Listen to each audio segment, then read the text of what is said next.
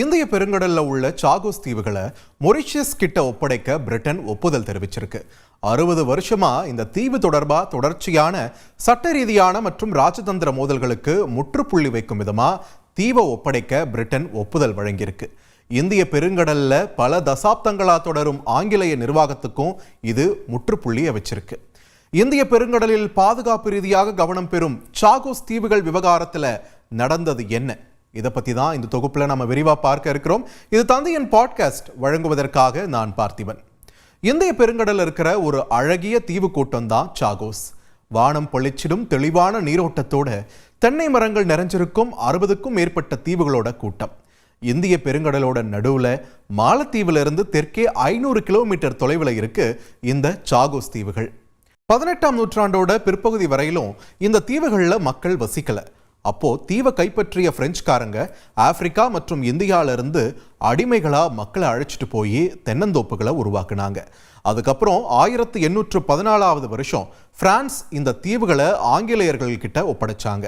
1965 வருஷம் ஆங்கிலேயர்களால இந்த பகுதியில் சிறிய பெரிய தீவுகளை உள்ளடக்கி பிரிட்டிஷ் இந்திய பெருங்கடல் பிரதேசம் உருவாக்கப்பட்டுச்சு.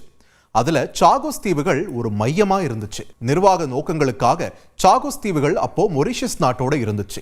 இந்திய பெருங்கடல்ல ஆங்கிலேய காலனி நாடா இருந்த மொரிஷியஸ் 1968 வருஷம் சுதந்திரம் பெற்றுச்சு.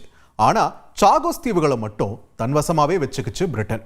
சாகோஸ் தீவுகளை தன்னோட யுனைடெட் கிங்டம், அதாவது ஐக்கிய ராஜ்யத்தின் இறையாண்மை கொண்ட பிரதேசமா அறிவிச்சது பிரிட்டன். பிரிட்டனோட நகர்வுக்கு பின்னால அதோட செக்யூரிட்டி சார்ந்த ஒரு ஸ்ட்ராட்டஜி தான் முக்கியமா பார்க்கப்பட்டுச்சு. அதாவது இந்திய பெருங்கடல் பிராந்தியத்தில் பாதுகாப்பு ரீதியா முக்கிய ஆதிக்கத்தை நிலைநாட்ட சாகோஸ் தீவுகளை தன்னிடமே வச்சுக்கிச்சு பிரிட்டன்.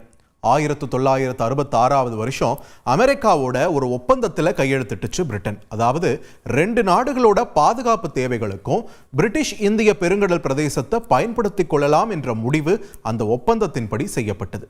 பிரிட்டனும் அமெரிக்காவும் சேர்ந்து அங்க ராணுவ தளத்தை உருவாக்க திட்டமிட்டன. இதுக்காக அங்க இருந்த பூர்வ குடிமக்களை வெளியேற்றும் நடவடிக்கையும் தொடங்கப்பட்டுச்சு. ராணுவ தளம் அமைக்கிறதுக்காக 1967 வருஷம் நிலம் கையகப்படுத்தப்பட்டுச்சு. அதுல இருந்து 4 ஆண்டுகளுக்கு பிறகு தீவு கூட்டத்திலேயே மிகப்பெரிய டியாகோ கார்சியால தென்னை தோட்டம் முழுசா மூடப்பட்டுச்சு.